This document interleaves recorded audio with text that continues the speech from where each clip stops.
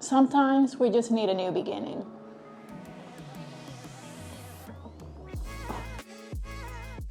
At the end of each year, seeing people share their New Year's resolutions, their vision board, this gets me excited to reflect on the year that I have and to think of the one that I want to have. But as the days and weeks pass by, that excitement starts to wear off. This mentality of wanting to improve our lives is great, but change isn't magically going to happen just because one day has passed from the calendar. Nothing happens without action. The difference between who you are and who you want to be is in what you do. Bill Phillips. It's inspiring to write New Year's resolutions, but it becomes daunting to actually do the work. It's a common belief that we need to know everything before starting, but James Clear in his book Atomic Habits mentions one mistake that most of us do without even noticing, and that is being in motion versus taking action. They sound similar, but they're not the same. Here's an example. Let's say your goal this year is to be fit.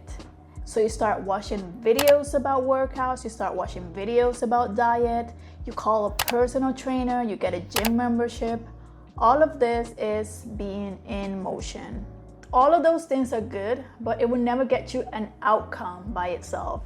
It doesn't matter how many times you talk to a personal trainer, that motion will never get you into shape.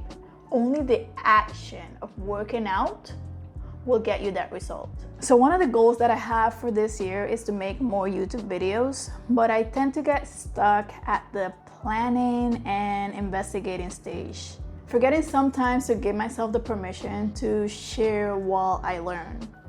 It's a nice reminder that it's okay to share my journey while I'm still figuring things out. Another takeaway from James Clear's book is to focus on identity.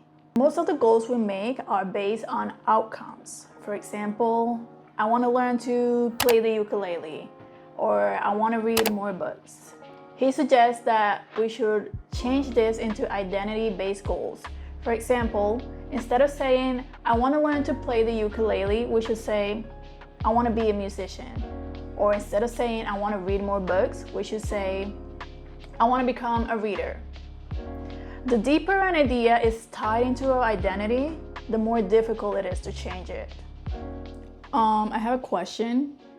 I keep telling myself that I'm a musician, but I still don't know how to play the damn ukulele. One thing the book suggests is to start with the behavior first, and the belief will eventually follow. There's a story about a stone cutter who takes his hammer and bangs on a stone 100 times without it showing a single crack. And then, at the 101st blow, the stone splits into two. And it wasn't the last hit that did it. It was all the ones that came before it. That same example can apply to pretty much any habit. It's not the last workout that's gonna lead you to a fit body, it's all the ones that came before it. We need to build up a volume of work to keep showing up, and those results will eventually show up. Before I end this video, I want to share one more advice, and it's from the book Level Up by Rob Dial. And there's a quote that goes, life can be hard now and easy later, or easy now and hard later. You choose. He shares a story about an overweight man coming up to him and saying how hard it is for him to lose weight. So Rob asked him, if you can't make the change now, what do you fear would happen in 10 or 15 years?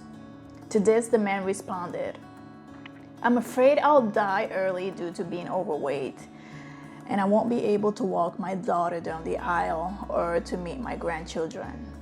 To this, Rob ended the conversation by asking, if you think about this in terms of pain, what's more painful?